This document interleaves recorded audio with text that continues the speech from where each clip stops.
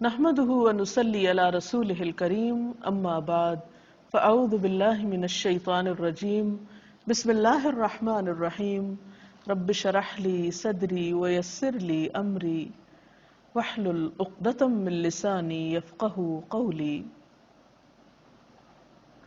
ناظرین، ہماری آج کی گفتگو کا موضوع ہے روزہ اور افطاری۔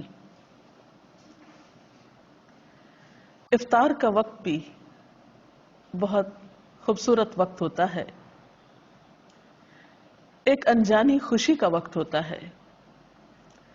نبی اکرم صلی اللہ علیہ وسلم نے اس کے بارے میں فرمایا للصائم فرحتان يفرحهما اذا افطر فرح واذا لقي ربه فرح بصومه۔ آپ صلی اللہ علیہ وسلم نے فرمایا روزے دار کے لیے خوشی کے دو موقع ہیں جن میں وہ خوش ہوتا ہے۔ جب وہ روزہ افطار کرتا ہے تو اب خوش ہوتا ہے، اور جب وہ اپنے رب سے ملاقات کرے گا تو اپنے روزے سے خوش ہوگا، یعنی اس کا اجر و ثواب سامنے پا کر۔ تو بات یہ ہے کہ افطار کا یہ وقت نہایت اہم وقت ہے۔ یہ وقت کب شروع ہوتا ہے؟ قرآن پاک میں اللہ سبحانہ وتعالیٰ فرماتے ہیں ثم اتم الصیام الی اللیل، پھر پورا کرو روزے کو رات تک۔ گویا جب رات کا آغاز ہو جائے، رات شروع ہو جائے، سورج غروب ہو جائے تو وہ روزے دار کے روزے افطار کرنے کا وقت ہوتا ہے۔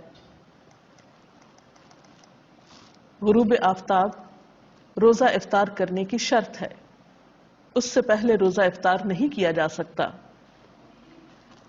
بخاری اور مسلم کی ایک روایت کے مطابق قال رسول اللہ صلی اللہ علیہ وسلم اذا اقبل اللیل من ہاہنا وادبر النہار من ہاہنا وغربت الشمس فقد افطر الصائم۔ آپ صلی اللہ علیہ وسلم نے فرمایا جب رات آ جائے، دن چلا جائے اور سورج غروب ہو جائے تو روزہ دار روزہ کھول لے۔ گویا دن کا جانا اور رات کا آنا وہ وقت ہے جب روزہ افطار کیا جاتا ہے۔ یہ بھی یاد رہے کہ روزہ افطار کرنے میں جلدی کرنا مسنون ہے، گویا سورج کے غروب ہونے کے فوراً بعد روزہ کھول لینا چاہیے۔ حضرت انس رضی اللہ تعالی عنہ فرماتے ہیں کہ ان النبی صلی اللہ علیہ وسلم لم یکن لیصلی المغرب حتی یفطر ولو علی شربۃ ماء، کہ آپ صلی اللہ علیہ وسلم افطار کیے بغیر مغرب کی نماز نہیں پڑھتے تھے، چاہے ایک گھونٹ پانی سے افطار کرتے۔ گویا اس سے یہ بھی پتہ چلتا ہے کہ افطار کا وقت مغرب کی نماز سے پہلے کا ہے، یعنی نماز نہیں پڑھنی چاہیے جب تک کہ افطاری نہ کر لی جائے۔ حضرت سہل بن سعد سے روایت ہے کہ رسول اللہ صلی اللہ علیہ وسلم نے فرمایا لوگ برابر بھلائی پر رہیں گے جب تک کہ روزہ کھولنے میں جلدی کریں گے۔ جیسا کہ سحری کے بارے میں گفتگو کرتے ہوئے آپ کو بتایا گیا تھا کہ بہت جلدی سحری کرنے کی بنسبت تاخیر سے سحری کرنا لیکن وقت کے اندر زیادہ افضل ہے۔ اسی طرح افطار میں بھی بہت تاخیر نہیں کرنی چاہیے کہ مثلا رات کا جب بہت اندھیرا ہو جائے، عشاء کی نماز کا وقت ہو جائے تو ایک شخص سمجھے کہ اب افطار کرنا زیادہ ثواب کا باعث ہے کیونکہ میں نے سب لوگوں سے 1-1.5 گھنٹہ زیادہ لمبا روزہ رکھا ہے اور دیر سے کھایا پیا ہے، تو ایسا کرنا کچھ ثواب کا باعث نہ ہوگا بلکہ الٹا سنت رسول صلی اللہ علیہ وسلم کی مخالفت ہوگی۔ تو آپ نے فرمایا کہ لوگ بھلائی پر رہیں گے جب تک کہ افطار میں جلدی کریں گے، گویا اعتدال میں رہیں گے۔ تو اس سے یہ پتہ چلتا ہے کہ ہمارا دین ہمیں ہر معاملے میں اعتدال کا سبق دیتا ہے، انتہا پسندی ہمارے دین کا حصہ نہیں ہے۔ پھر اسی طرح ہم دیکھتے ہیں کہ آپ صلی اللہ علیہ وسلم نے فرمایا، حضرت انس رضی اللہ تعالیٰ عنہ سے روایت ہے، اور آپ جانتے ہیں کہ حضرت انس رضی اللہ تعالیٰ عنہ حضور اکرم صلی اللہ علیہ وسلم کی خدمت میں 10 سال تک رہے۔ وہ کہتے ہیں کہ آپ صلی اللہ علیہ وسلم نماز مغرب سے پہلے تازہ کھجوروں سے روزہ افطار فرماتے، اگر تازہ کھجوریں نہ ہوتی تو خشک کھجوروں سے افطار فرماتے، اگر خشک کھجوریں نہ ہوتی تو چند گھونٹ پانی سے ہی افطار فرما لیتے. تو اس سے پتہ چلتا ہے کہ دوسری چیزوں کی نسبت کھجور سے روزہ افطار کرنا آپ کو زیادہ پسند تھا. گویا آپ کی سنت اور آپ کی پسندیدہ چیز کھجور سے روزہ افطار کرنا ہے، اور کھجوروں میں بھی تازہ کھجور. لیکن ضروری نہیں کہ ہر شخص کے پاس کھجوریں ہوں، اور یہ بھی ضروری نہیں کہ تازہ کھجوریں ہوں. تو اگر میسر ہو، ممکن ہو، تو ایسا کرنا زیادہ بہتر ہے. اور اگر یہ چیز میسر نہ ہو تو اس کے بعد پانی پینا زیادہ بہتر ہے، کیونکہ پانی پاک کرنے والی چیز ہے. افطاری کے سلسلے میں ایک اور بات کا ہم سب کو خیال رکھنا چاہیے کہ یہ وقت بھی دعاؤں کی قبولیت کا وقت ہے. جیسے سحری کے سلسلے میں آپ کو بتایا گیا تھا کہ وہ وقت ذکر الہی کا وقت ہے، دعاؤں کی قبولیت کا وقت ہے. اسی طرح افطار کا وقت بھی دعاؤں کی قبولیت کا وقت ہے. اس سلسلے میں ہم دیکھتے ہیں کہ آپ صلی اللہ علیہ وسلم نے فرمایا ثلاث دعوات لا ترد دعوت الوالد ودعوت الصائم ودعوت المسافر، کہ 3 آدمیوں کی دعا رد نہیں کی جاتی: باپ کی دعا، روزہ دار کی دعا اور مسافر کی دعا. تو گیا انسان ان تینوں حالتوں سے فائدہ اٹھا سکتا ہے. والدین کو اپنے بچوں کے لیے خصوصی دعائیں کرنی چاہیے. اسی طرح روزہ دار افطار کے وقت خاص طور پر دعا کرے، دن میں بھی دعا کر سکتا ہے لیکن خصوصاً افطار کے وقت. اور اسی طرح مسافر بھی عام دنوں کی نسبت سفر کی حالت میں اللہ تعالیٰ کے زیادہ قریب ہوتا ہے، اس لیے اس کو اس موقع سے بھی فائدہ اٹھانا چاہیے. افطاری کے لیے آپ صلی اللہ علیہ وسلم نے خود بھی دعا سکھائی ہے.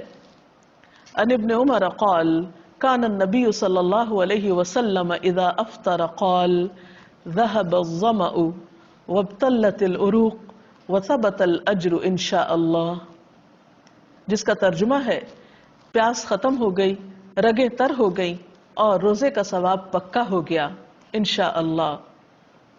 اسی طرح افطار کی کچھ اور دعائیں بھی آپ نے سکھائیں. حضرت معاذ بن زہرہ سے روایت ہے کہ نبی صلی اللہ علیہ وسلم جب روزہ افطار کرتے تو فرماتے اللہم لک صمت وعلی رزقک افطرت. اس کا ترجمہ ہے اے اللہ، تیرے ہی لیے میں نے روزہ رکھا اور تیرے ہی رزق پر میں نے افطار کیا. جیسا کہ آپ جانتے ہیں کہ افطار کرنا اور افطار میں جلدی کرنا بابرکت ہے، اسی طرح افطاری کے وقت بھی دوسروں کی غمگساری اور دوسروں کی دلجوئی اور دوسروں کے حقوق کا لحاظ رکھنا بہت ضروری ہے. اسی لیے ہم دیکھتے ہیں کہ نبی اکرم صلی اللہ علیہ وسلم نے دوسروں کا روزہ افطار کرنے کی بھی ترغیب دلائی ہے.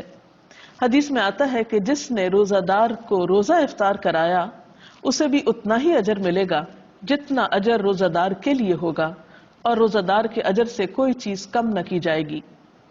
تو اس سے پتہ چلتا ہے کہ اگر ایک انسان دوسروں کے روزے افطار کرانے کا اہتمام کرتا ہے تو وہ ایک بہت بڑے اجر کو سمیٹتا ہے. اور اس میں بھی پھر بات یہ ہے کہ کس چیز سے کسی کا روزہ افطار کرایا جائے. کیا اس کے لیے ضروری ہے کہ ایک بہت بڑی افطار پارٹی کا ہی اہتمام کیا جائے، یا ایک دیگ ہی پکائی جائے، یا کوئی خاص قسم کا اہتمام ہو؟ نہیں، یہ ثواب ہر وہ شخص پا سکتا ہے کہ جو لسی کا ایک گھونٹ یا ایک کھجور یا پانی کا ایک گھونٹ پلا کر ہی کسی کا روزہ افطار کراتا ہے. اس کو بھی یہ سارا اجر و ثواب حاصل ہوتا ہے. اب روزہ افطار کرنے والے کو ایک اور ادب اور اخلاق یہ سکھایا گیا. اب آپ دیکھیے کہ روزہ افطار کرانے والے نے تو یہ اجر پا لیا، لیکن جو شخص روزہ افطار کر رہا ہے اسے جواب میں کیا رویہ اختیار کرنا چاہیے. اسے بھی ایک ادب اور اخلاق سکھایا گیا کہ وہ افطار کرانے والے کے لیے دعا کرے، اور وہ دعا بھی آپ صلی اللہ علیہ وسلم نے خود سکھا دی. عن انس قال كان رسول الله صلى الله عليه وسلم اذا افطر عند قوم قال افطر عندكم الصائمون واكل طعامكم الابرار وتنزلت عليكم الملائكه. حضرت انس روایت کرتے ہیں کہ نبی صلی اللہ علیہ وسلم جب کسی کے ہاں روزہ افطار فرماتے تو ان کو یہ دعا دیا کرتے تھے افطر عندکم الصائمون واکل طعامکم الابرار وتنزلت علیکم الملائکہ، جس کا ترجمہ ہے روزہ دار تمہارے ہاں روزہ افطار کرتے رہیں، نیک لوگ تمہارا کھانا کھاتے رہیں اور فرشتے تمہارے ہاں نازل ہوتے رہیں۔ تو گویا اس سے یہ پتہ چلتا ہے کہ اس موقع پر دوسرے کا دل خوش کرنا اور اس کے لیے اچھی اچھی دعائیں کرنا ایک بہترین عمل ہے۔ تو آج کی گفتگو کا خلاصہ یہ ہے کہ روزہ مکمل کر کے افطار کرنا چاہیے، افطار میں جلدی کرنی چاہیے، افطار کے لیے افضل چیز کھجور اور پانی ہے، افطاری کے وقت دعائیں کرنی چاہیے اور مسنون دعا یاد کر لینی چاہیے، اگر یاد نہ ہو تو لکھی ہوئی سامنے رکھ کر پڑھ لینی چاہیے۔ اسی طرح دوسروں کا روزہ افطار کرانے کا بھی اہتمام کرنا چاہیے، لیکن اس معاملے میں بھی اعتدال کی ضرورت ہے۔ ایسا نہ ہو کہ اس اہتمام میں پڑھ کر انسان اپنی مغرب کی نماز بھی کھو دے یا تراویح کے لیے ہمت ہار بیٹھے۔ ہمارا دین اعتدال کا دین ہے، اس میں ایک طرف اللہ کے حقوق ہیں اور دوسری طرف بندوں کے ہیں، اور دونوں ہی اپنی جگہ بہت اہم ہیں۔ اگر اس سلسلے میں آپ کا کوئی سوال ہو تو آپ کر سکتے ہیں۔ ابھی ہم نے آپ کی گفتگو میں سنا کہ افطاری کا وقت جو ہے وہ دعاؤں کی قبولیت کا ٹائم ہے، لیکن عام طور پہ ہمارے گھرانوں میں دیکھا گیا ہے کہ اس وقت افطاری کی تیاری میں زیادہ دھیان ہوتا ہے اور دعاؤں کی طرف جو ہے وہ دھیان کم ہوتا ہے، تو اس چیز کو کیسے امپروو کیا جا سکتا ہے؟ جی شکریہ۔ افطار کا وقت سحری کے وقت کی طرح ایک بہت بہترین وقت ہوتا ہے، دعاؤں کی قبولیت کا وقت ہوتا ہے، اور عام طور پر دیکھا گیا ہے کہ افطاری کی تیاری میں اتنا وقت لگ جاتا ہے کہ دعا کرنا بھی بھول جاتے ہیں، اور آخری وقت تک کچھ نہ کچھ پکایا جاتا رہتا ہے یا لگایا جاتا ہے، اور اسی میں سارا وقت گزر جاتا ہے۔ اس سلسلے میں بات یہ کہ ایک تو اوور ایٹنگ روزے کے سارے مقصد کو ختم کر دیتی ہے، پھر بعض اوقات طبیعت میں اتنی گرانی ہوتی ہے کہ اس کے بعد نماز جو ہے وہ ایک بہت بوجھل اور مشکل کام محسوس ہوتا ہے، پھر اسی طرح اسراف بھی ہوتا ہے۔ تو اس میں بھی اعتدال کی ضرورت ہے۔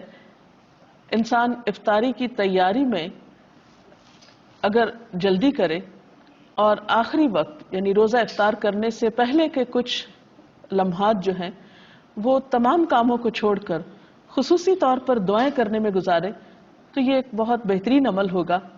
ہم میں سے ہر شخص محتاج ہے، ہر شخص کسی نہ کسی مشکل کا شکار ہے۔ ہم بعض اوقات دوسروں سے کہتے ہیں کہ آپ ہمارے لیے دعا کریں، وہ بھی ایک اچھی بات ہے، کروا سکتے ہیں دوسروں سے دعا، لیکن جب ہمارے اپنے پاس ایک وقت ہوتا ہے دعا کرنے کا، ہمیں اللہ تعالیٰ خود موقع دے رہے ہیں، اور انسان خود اپنے لیے جیسی دعا کر سکتا ہے سنجیدگی کے ساتھ، اخلاص کے ساتھ، آہوزاری کے ساتھ، وہ کوئی دوسرا کیسے کر سکتا ہے؟ اور پھر جب اللہ تعالیٰ ہمیں ایسے مواقع دے رہے ہیں کہ جب وہ خود بتاتے ہیں کہ یہ قبولیت کا وقت ہے، مانگو مجھ سے، ان مواقع کو بھی ہم ادھر ادھر کی چیزوں میں گنوا دیتے ہیں، تو یہ ہمارے لیے باعث حسرت ہو سکتا ہے۔ اس لیے ان اوقات کو آپ بہترین طریقے سے استعمال کریں۔ مثلاً آپ کیا کریں کہ اگر آپ کسی کے ہاں افطار کر رہے ہیں یا اپنے گھر میں افطار کر رہے ہیں تو افطاری سے پہلے جو بھی میسر ہو وہ قریب رکھ لیا جائے، اور پھر یکسو ہو کر اللہ تعالیٰ سے مناجات کی جائیں، ذکر کیا جائے، دعا کی جائے، اور پھر جب وقت آ جائے تو اس وقت افطار کر لی جائے، اور پھر نماز مغرب میں جلدی کی جائے۔